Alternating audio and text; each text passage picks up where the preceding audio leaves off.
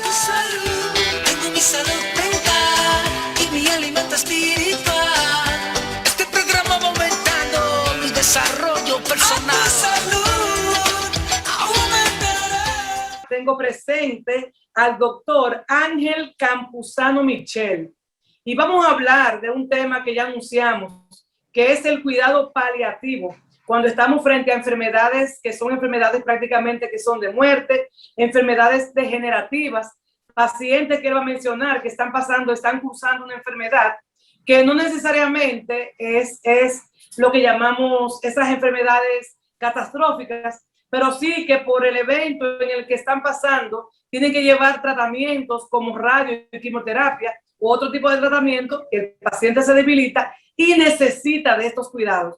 Vamos a saludar en este momento al doctor Ángel Campuzano Michel. Un placer tenerle con nosotros acá en este programa de A Tu Salud, que lo que trae es aumentar la calidad de vida de todas las personas que nos ven. Muy bienvenido. Muchas gracias, Oceanía. Muy contento de la oportunidad que me das de participar en tu programa.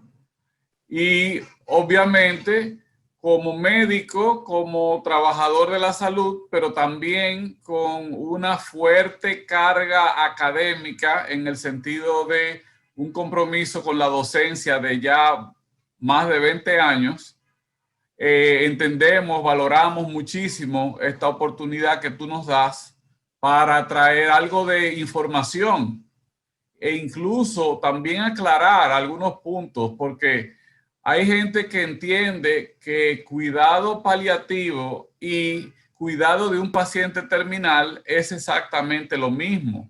Así es. No necesariamente es así. Así es. Que hay filosofías que van de la mano, muy parecidas, pero hay situaciones donde se separan muy bien uno de la otra. ¿Por qué? Porque para que un paciente empiece a recibir un servicio de cuidado paliativo, no tiene que estar en las últimas semanas o en los últimos meses de vida. Al contrario, puede ser que el paciente tenga un pronóstico de años de sobrevivencia a su enfermedad. Ahora, lo que sí es una condición sine qua non para un tratamiento o para reconocer la necesidad de un tratamiento paliativo, de un cuidado paliativo, es que la enfermedad sea incurable.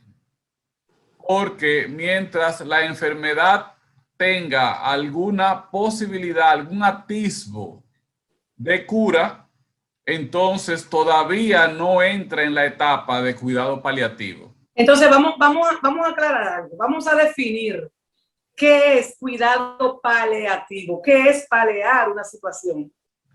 Exacto. La función, vamos a decir 1A, de cualquier profesional de la salud, sea médico, odontólogo, psicólogo, incluso personal de apoyo, entiéndase enfermera o enfermero, bioanalista, farmacéutico, etcétera, es cooperar, contribuir a la cura del paciente. Eso lo tenemos claro, ¿cierto? Así es. Pero la experiencia en los distintos campos profesionales nos permiten reconocer cuando una enfermedad a la etapa actual no puede entender que va a haber una cura y que el paciente va a superar esa condición. Por ejemplo, antes el cáncer era una enfermedad letal. Hoy en día ya el cáncer no necesariamente tiene que ser una enfermedad letal. ¿Por qué? Porque un cáncer detectado a tiempo en una etapa temprana o mejor todavía precoz es el que tiene las más altas posibilidades de ser superado, sea cáncer de colon, sea cáncer de próstata, sea cáncer de seno, De mama, sí, de así cáncer es. de estómago, etcétera. Todas esas neoplasias, siempre y cuando se detecten en etapa temprana, pueden ser superadas y la persona puede perfectamente rehacer su vida e incluso vivir muchos años más que lo que había vivido hasta ese momento. Así es. Doctor, una pregunta. Entonces, un paciente, por ejemplo, que tenga un cáncer, la gente, o sea, uno siempre divide entre cáncer visto a tiempo, trabajado a tiempo, en las primeras etapas, o un cáncer terminal. Ambos cánceres se tratan con quimioterapia, con Exacto. radioterapia, o el cáncer que es de garganta, que es de tiroides, que se trata con otro tipo de tratamiento. Isótopos, sí. Isótopos Exactamente. radioactivos. Esos pacientes, cuando el hecho de saber, de tener un diagnóstico de cáncer, ya eso le baja el ánimo. Ya las emociones de esos pacientes están comprometidas. Luego son sometidos a tratamientos sumamente caros, costosísimos. Y también cuando hablamos de quimioterapia, son tratamientos que deprimen al paciente emocionalmente y físicamente. Ahí y el también sistema inmunológico también. Perdón. Y el sistema inmunológico.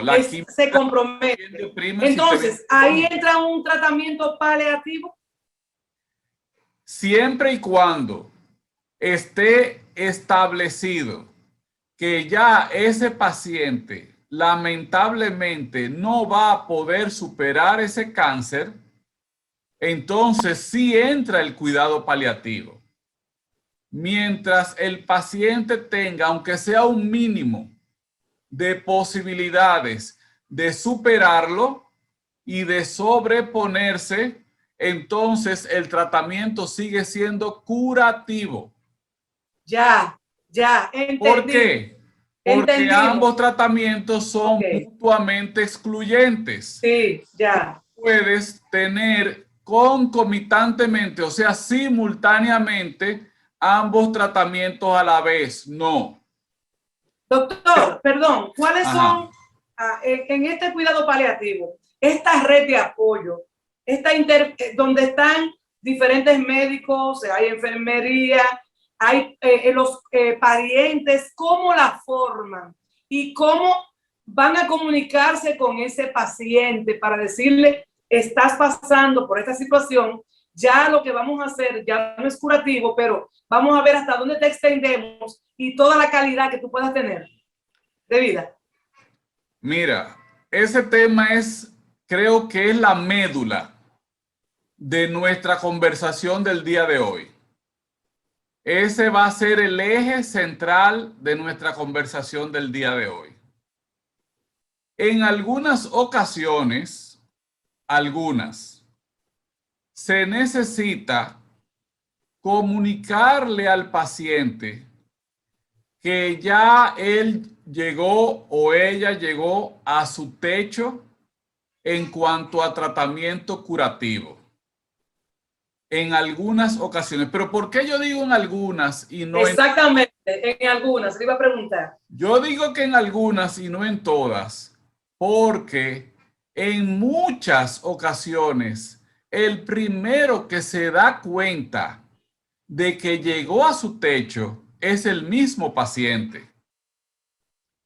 Incluso, a veces la tendencia es al paciente rendirse y darse por vencido antes de haber llegado a su techo.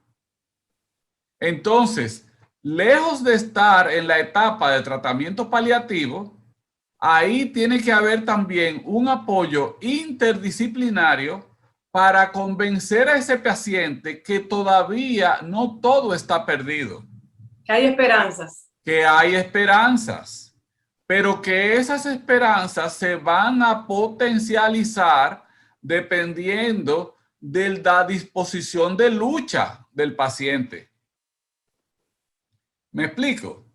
Sí, yo le estoy escuchando y me traslado a una situación que personalmente yo pasé hace 4 o 5 meses de una cuñada que estuvo muy mal y quien le veía pensaba que no podía superar esa enfermedad. Sin embargo, fue un problema de colon donde ella quedó expuesto sus intestinos y ahí se usó todo tipo de técnica, duró ingresada 4 meses y nosotros vimos que a pesar de tener una situación tan grave, ella fue mejorando esta condición. Sin embargo, mejoraba la condición de acá porque fue cerrando, yo solamente quedaba solamente un área con una bolsa, pero ya el hecho de ella no poder tener una buena absorción de alimentos, porque todo llegaba de la boca al intestino delgado, empezó a complicarse, ya empezó a dañar riñones, hizo un infarto, hasta que llegó un momento en que nosotros mismos y ella se dio cuenta que ya los tratamientos que iba a tener eran paliativos, porque ya sabíamos que ya iba a caer en un problema de riñón muy serio bajo la condición que ella tenía, y ya nosotros empezamos a perder las esperanzas. Llega un momento en que el paciente dice, ya estoy cansado. Y como quiera, el pariente que le rodea quiere mantenerlo con cuidados paliativos. Así es. Entonces, ya dijimos, la parte medular de esta conversación será en determinar si llega o no ese momento en que el paciente reconoce que ya llegó a su techo de cuidado curativo y que a partir de ahí, entonces, lo que participa, lo que entra en juego es el cuidado paliativo. Como ya dijimos, son mutuamente excluyentes y no podemos tenerlos simultáneamente a ambos. Ahora, eso en cuanto al cuerpo físico. Pero ya mencionamos el sistema inmunológico y también tenemos consciente qué conectado o qué tan de cerca está el sistema inmunológico con el sistema anímico del paciente. Un paciente deprimido, emocionalmente deprimido, no es común que tenga su nivel de leucocitos, sus células blancas, en su máximo esplendor. No. Normalmente tiene también lo que se llama leucopenia, que es una disminución de ese número de células blancas. Incluso un paciente deprimido, aparte de que pierde el apetito, que es muy común, obviamente también va a asociarse con una anemia, o sea, un número reducido de glóbulos rojos. Doctor, una pregunta. ¿Hay pacientes con enfermedades ya degenerativas, pacientes con enfermedades que lo van degenerando, otros con enfermedades terminales, pero que pueden caminar, que con tratamientos paliativos a base de estos medicamentos narcóticos, que yo sé que son con recetas especiales porque tienen control de drogas, que pueden llevar una vida activa? Bueno, normalmente nadie que entre ya en la etapa de control del dolor con narcóticos profundos, con narcóticos poderosos, es muy difícil que abandone la cama. Normalmente ya son pacientes encamados y posiblemente algunos de ellos ya tenga meses de haber estado en cama. Ahora que mencionamos que ya el paciente tiene un periodo considerablemente largo de haber estado en cama, otro objetivo sumamente importante en el tratamiento paliativo es la constante observación de la piel del paciente, sobre todo en las zonas donde hay mucho peso de los órganos y que hay un roce por mucho tiempo prolongado con las sábanas de la cama. Vamos, doctor, permítame que esta parte es muy importante, porque lo que más pasa con un paciente encamado es que empieza a dañar su piel la espalda, las nalgas. A veces hay descuido del que le está cuidando porque no sabe el cuidado real. Pero de eso, doctor, permítame después de la pausa comercial. Claro. Vamos a ampliar este tema y vamos a ver cuáles son los cuidados pertinentes y cuáles son los cuidados preventivos que debe tener la red que está ayudando a este paciente. Señores, permítanme ir a una pausa comercial. Fíjense que este tema es muy, muy interesante porque yo sé que cada uno de ustedes que están en casita, de una u otra manera, han tenido o tienen a un familiar, a un amigo que está encamado o que tiene una situación de enfermedad ya degenerativa o de enfermedad ya que no tiene vuelta atrás. Y esta información es muy valiosa para todos nosotros. Vamos a la pausa y regresamos en breve. Hay solución. Tengo mi salud mental y mi alimento espiritual. Este programa va aumentando mi desarrollo personal. Salud aumentará. Centro Odontológico Doctora Oceanía Matos, un equipo de profesionales dirigidos por la doctora Matos para hacerle lucir su mejor sonrisa, garantizándole alta calidad en prevención y restauración dental. Aplicamos técnicas avanzadas y de última generación en implantes dentales. En Bellavista, 809-534-5555 y en la zona oriental en el 809-591-4559. Centro Odontológico Doctora Oceanía Matos. Vive la vida con una saludable sonrisa. Hay solución. Tengo mi salud mental y mi alimento espiritual. Este programa va aumentando mi desarrollo personal. Salud aumentará. Amigos, aquí estamos de regreso con el doctor Ángel Campuzano Michel y estamos hablando de un tema que se habla muy poco.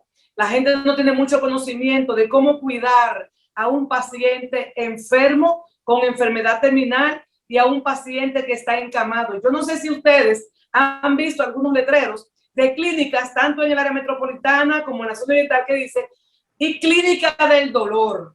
Supongo que esas son clínicas que le dan tratamiento a pacientes que están pasando por este tipo de enfermedades. Regresamos con el doctor y nos quedamos con un tema. Y es cuando el paciente ya tiene mucho tiempo en cama y empieza su piel a dañarse, a necrosarse. Incluso hay casos en que se le ven hasta los huesos al paciente. ¿Es así, doctor? Sí, lamentablemente es así.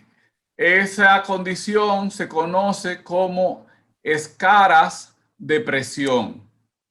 Presión porque el paciente, al estar ya bastante debilitado, pierde sensibilidad en algunas zonas. Y nosotros, cuando tenemos perfecto dominio de nuestras facultades, incluso mientras dormimos, estamos de una forma u otra cambiando de posición constantemente. Pero un paciente postrado, no durmiendo, no, postrado, ya pierde esa capacidad para ir cambiando las zonas donde va poniendo más presión en su cuerpo en el momento en que está sobre la cama.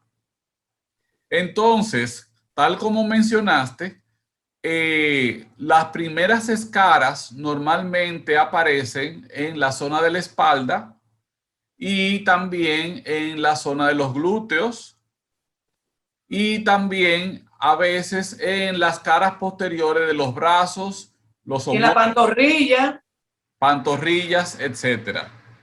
Entonces, mencionaste que puede haber medidas preventivas para evitar esas escaras de presión o escaras de decúbito. Decúbito quiere decir que está acostado boca arriba. Entonces, el método más recurrido ahora mismo es el colchón de aire, porque el colchón de aire mantiene una temperatura por debajo que la que mantendría la cama si no tuviera un colchón de aire. porque es una capa que se introduce entre el paciente y la cama para que constantemente esté circulando aire en esa zona y se mantenga fresca la zona. Porque las escaras no solamente la desencadenan la presión, también la desencadenan la humedad. Exactamente. Se acumula por el sudor normal que tanto puede suceder en países templados, pero muchísimo más puede suceder en países tropicales como el nuestro. Entonces, ante esa realidad, inmediatamente se reconoce que un paciente ya va a pasar mucho tiempo encamado y cuidado sí, el resto de su vida encamado. Lo primero que hay que conseguirle es un colchón de aire. Porque también el colchón de aire no solamente reduce la temperatura, pero también masajea hasta cierto punto toda la piel del paciente en su cara posterior. ¿Entiendes? Y este colchón tiene como unas ondas, ¿verdad, doctor? Exactamente. Que no es piso y por eso permite el paso del aire. Y como es una bomba de aire que influye, o sea, que empuja aire constantemente hacia el colchón y lo mantiene inflado, pero también tiene una válvula con la que el aire va circulando y está constantemente pasando a través de la bomba. ¿Cuál es el único inconveniente que hay con los colchones de aire, por lo menos en nuestro país? Es que inmediatamente haya un corte de electricidad, lamentablemente el colchón deja de funcionar porque necesita que la bomba esté constantemente haciendo que ese aire fluya a través de todos esos canales internos que tiene el colchón para cambiar la posición del paciente, pero también para controlar la temperatura de ese aire que no se mantenga caliente y húmedo. Doctor, ¿qué sustancias no se le deben colocar a un paciente cuando tiene ya la piel irritada o como usted menciona, cuando ya está la piel que empieza a ponerse roja, se ve rojita, se ve descamada, a veces se ve sangrante? ¿Qué cosas no deben poner al paciente? Nada, absolutamente nada que sea abrasivo. Tienen que ser sustancias de un pH totalmente balanceado. Por ejemplo, ¿cuál es el jabón que se recomienda para pacientes en esa condición? El que siempre hemos conocido que usaban nuestros abuelos, el jabón de Castilla. ¿Por qué? Porque al día de hoy no ha aparecido un producto detergente que tenga un pH más balanceado que el jabón de Castilla. No es solamente para los bebés, es también para los envejecientes o personas postradas en una cama. Debe haber un cambio frecuente de sábanas. ¿Por qué?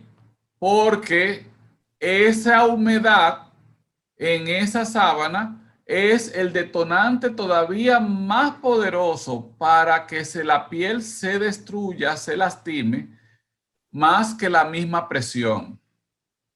Entonces, ¿por qué yo digo un cambio frecuente? Porque cada caso tiene una realidad distinta. Entonces, no me siento con la capacidad de imponer un número de cambio de sábanas diario a nadie, porque cada paciente y sus familiares viven su propia realidad. No, y la situación del paciente, de que si es un paciente que está constantemente evacuando o que está constantemente orinándose y que se mueve, quizás hay pacientes que tienen Alzheimer, que no tienen control de su movilidad, ya ese pamper se sale, ya es un paciente que se está humedeciendo, obligatoriamente hay que estar haciendo cambios con las toallitas esas que se ponen. La verdad es que yo he visto muchas situaciones, doctor, y este es un tema muy importante, donde tener cuidado de un paciente encamado no es fácil, porque es un paciente, especialmente si no tiene control mental, el trabajo que da y cómo se van deteriorando. Si la red de apoyo familiar o la enfermera que está no sabe utilizar los elementos y cambiar las sábanas a tiempo y cuando está orinado y todo eso, la verdad es que es bien difícil. Sí, realmente es un tema que tiene muchas aristas y sobre todo, es un tema que no solamente se puede enfocar en función del paciente, porque cuando hay cuidado paliativo de por medio, debe considerarse tan importante la asesoría y el servicio directamente para el beneficio del paciente como para el beneficio de los familiares. ¿Por qué? Porque los familiares no sufrirán tal vez en carne propia físicamente la enfermedad que está padeciendo el paciente, pero emocionalmente sí son uno con ese ser querido que ya está en una etapa donde no hay más tratamiento curativo, sino que lo que queda es simplemente tratamiento paliativo hasta llegar a la etapa final, donde el tratamiento entonces sí es solamente para cuidado del paciente terminal. Entonces son 3 etapas distintas. La curativa, mientras hay posibilidades respaldadas por la evidencia médica. Las paliativas, que es la que tratan de mantener en lo más alto el nivel de vida del paciente y su dignidad, pero entonces ya al final, entonces sí entra el cuidado del paciente terminal. Todavía a nosotros nos hace falta separar mejor la diferencia entre el tratamiento paliativo y el tratamiento del paciente terminal. Son 2 etapas distintas. A veces la separación es muy borrosa entre una y otra. Muy delgada la línea, muy delgadita. Muy delgada y también muy difícil de identificar, sobre todo. ¿Por qué? Porque también hay días que un paciente se puede sentir mejor que otro. Y tal vez ese día el tratamiento sea más fácil y llevadero. Pero hay días que el paciente los tiene muy mal, lo pasa muy mal, que a veces nos hace pensar que ya entró en la etapa terminal. ¿Me explico? Sí, muy fuerte. Mire, doctor, oye, el tiempo en televisión pasa disque volando. Son los mismos tiempos, los mismos minutos, los mismos segundos. Yo le voy a pedir un favor. ¿Será posible que nosotros, quizás para la próxima semana, para darle continuidad a este tema, nosotros, porque nos estamos quedando con muchas cosas que hablar, no, ahora mismo nos concentramos en ese paciente encamado que si no se le trata bien, si no se hace prevención, si no se le limpia bien, si no se cambian sus sábanas, si no se medica bien, es un paciente que se va a deteriorar más rápido de lo que estábamos esperando. Pero sin embargo, cuando empezamos a hablar de la diferencia entre un tratamiento curativo y un tratamiento paliativo, mencionamos el tema de que hay pacientes que se les dice o no se les dice su condición.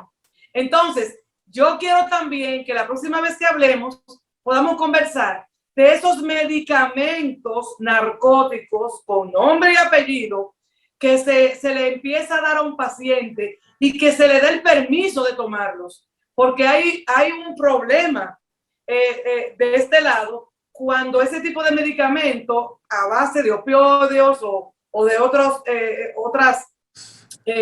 componentes, hay personas que los rechazan y no quieren. Los mismos enfermos ni el pariente que se les dé, pero es la única manera que un paciente puede estar alargándose la vida.